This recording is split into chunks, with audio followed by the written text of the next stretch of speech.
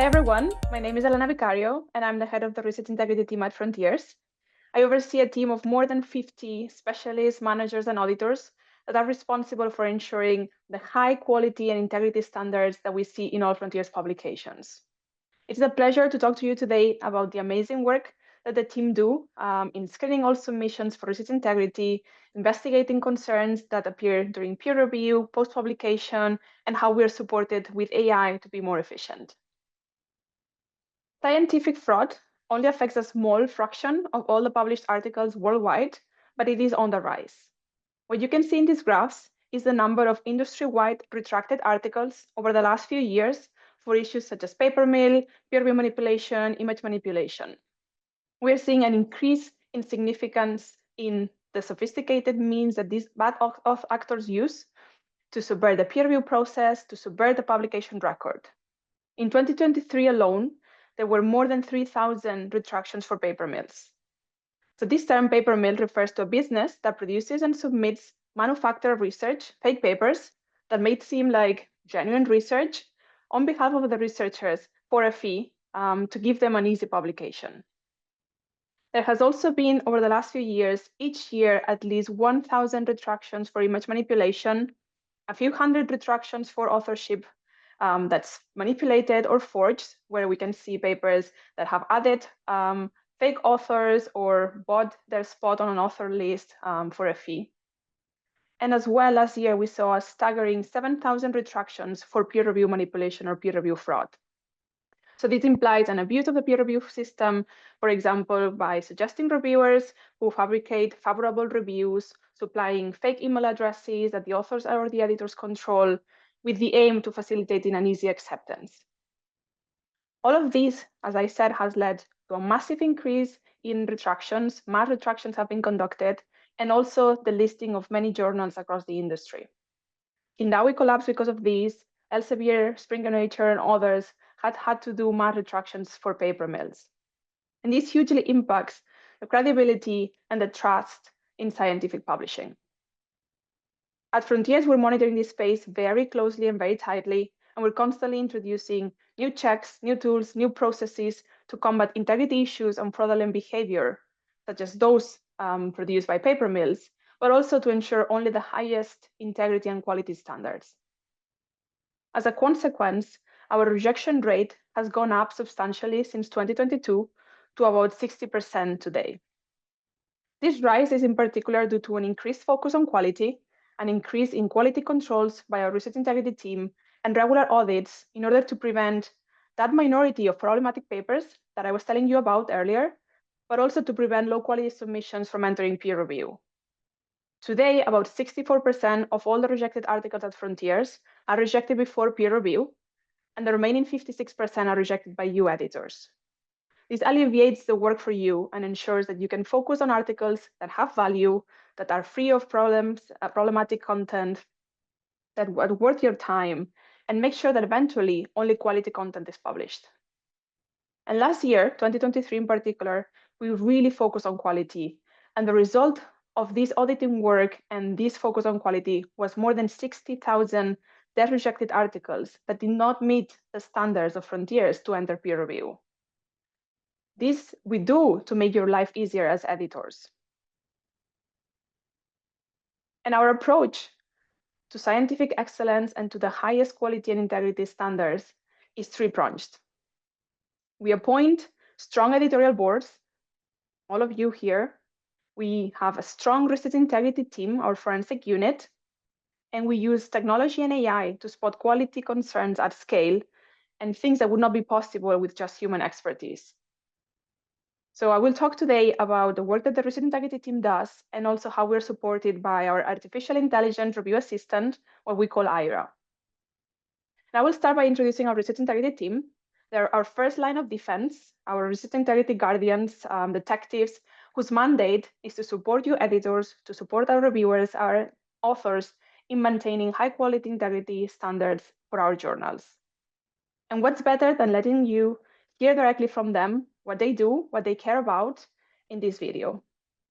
We're not just doing the checks and moving on. We are really trying to have an impact externally. Yeah, that's what motivates me.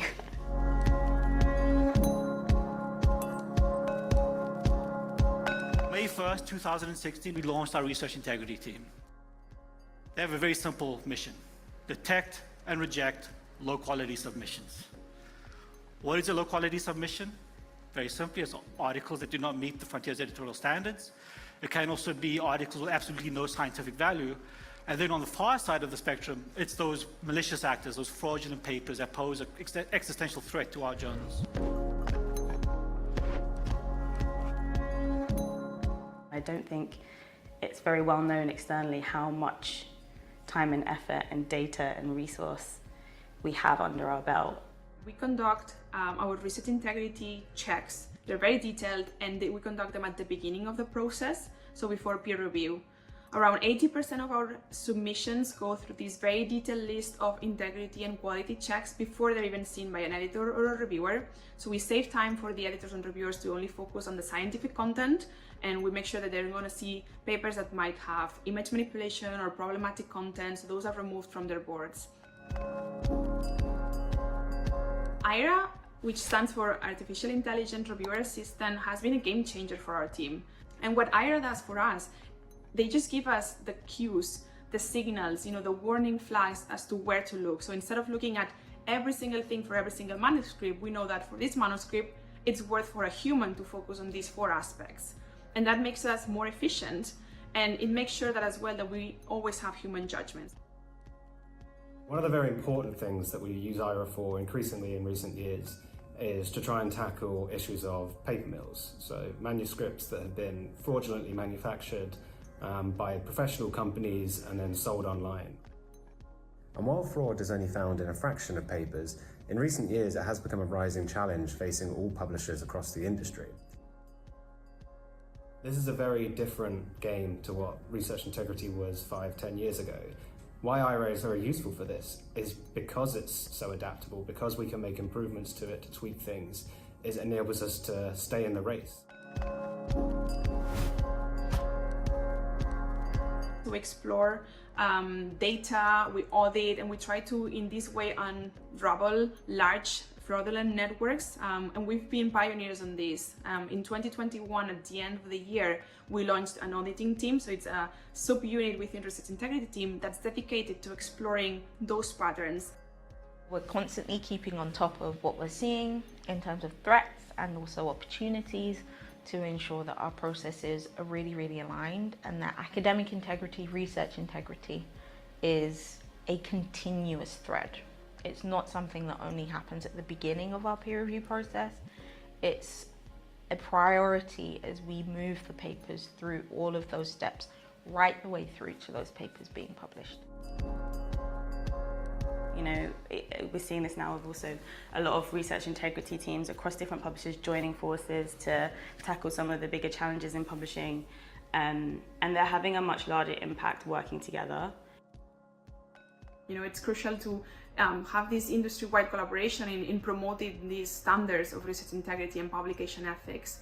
So we're part of the STM Integrity Hub, we are part of the Co-Papermill Working Group, the United to Act working groups, to try and make sure that we share our insights, our challenges as a publisher, but that we also have, a greater voice through those cross-publisher initiatives. I think one of the things which really motivates me is not leaving things stand if I think they could be better. And I think that kind of satisfaction from seeing there was a problem, there was my attempt at solving it, and it succeeded, or it failed, even that, there's satisfaction in that whole process. Everyone here is so involved, and they really believe in the mission. Everyone joined Frontiers and the team because they wanted to do the right thing. They wanted to protect the publications of Frontiers. They wanted to make sure that we get research out there that's free of problematic content, that's free of fraud. A lot of working in research integrity teams, it's always the same. People have navigated to that role because they want to feel like they're doing a bit of moral good, and I'm definitely one of those people. 1 paper or 2 papers improved, 1 author or 10 authors made happy with an accepted manuscript that's been through a rigorous review. I'm doing the right thing.